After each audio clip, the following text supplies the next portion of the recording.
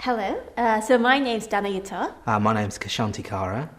and in this particular series of videos, we're going to talk a little bit about how to set up a good routine at home, a good practice at home. And in this particular video, we're focusing on setting up a meditation practice.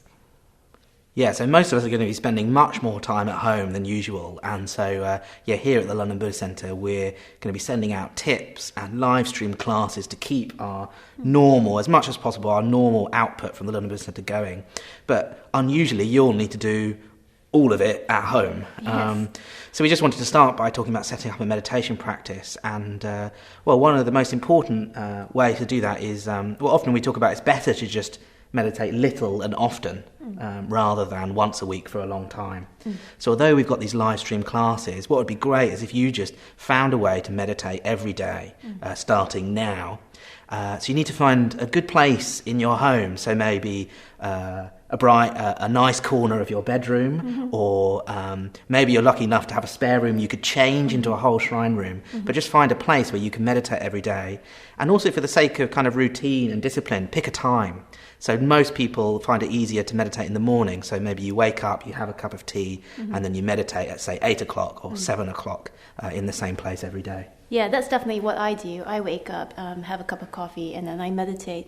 Actually, I thought I'd just share that I meditate in a cupboard. So I have Interesting. I live in London, and a fairly, I think it's like an okay size for a London flat, and I happen to have a cupboard, and half of the cupboard is like my larder, some extra bookshelves for all the books that we have, so it's actually quite a small space. But what happens is that at the end of my cupboard, I've got a wall where I've got shelves with different Buddha figures. So the important thing about having a shrine space is just to have a shrine, and that will give your space some focus. So you might want to have a particular Buddha figure, it might be a statue, or it might even just be a photograph or a postcard of a Buddha figure. The other thing that I was thinking in these sort of quite strange times when probably a lot of us are going to be stuck without actual real contact with other people was I was going to put up pictures of people who are dear to me. On my shrine I have a picture of Bhante Sangharakshita. He's the founder of our movement, a very, very important person in my life. And I also have a picture of my ordination. So when I got ordained, when I got my kesa and the name Danayutta, and also I have pictures of my teacher as well. So here's Maitra Bandhu, who you can watch me and him talking about meditation and working with mind.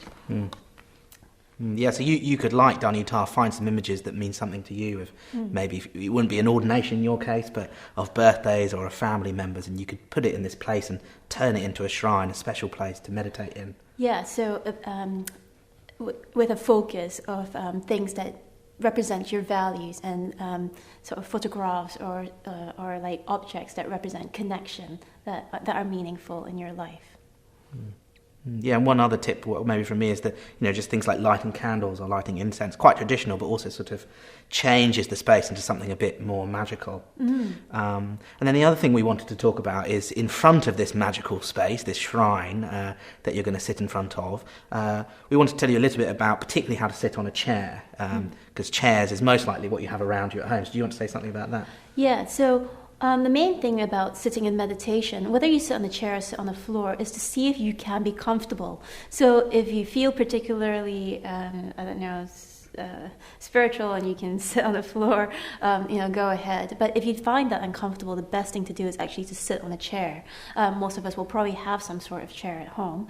And when you sit on a chair, see if you can be upright and not slumped. So if your chair has a back, see if you can not lean on the back of the chair. So you want to be as upright as you can. And also see if you can find a way to raise the back of the chair or to raise the back of your seat so that your hips are are at a higher level than your knees. And what that will mean is that your pelvis will be in the right sort of tilt to allow your spine to rise up quite naturally without expanding a lot of effort to hold the chest open.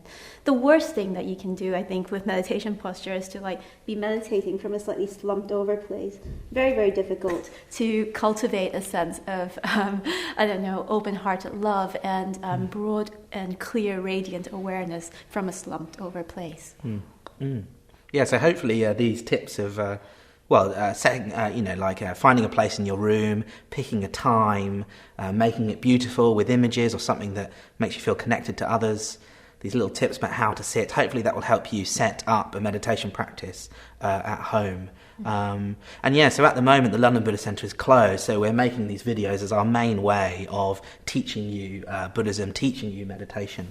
And usually at the London Buddhist Centre, if you'd come, we'd have a bowl for people to put money in. So we'd freely give the class, and then there'd be a bowl for people to freely give money. So so do still think about freely giving money to the London Buddhist Centre. And you can do so, the best way, or the easiest way, is to go to londonbuddhistcenteronline.com, and there's a Keep Giving page where you can give by just giving. Well, see you in our next video.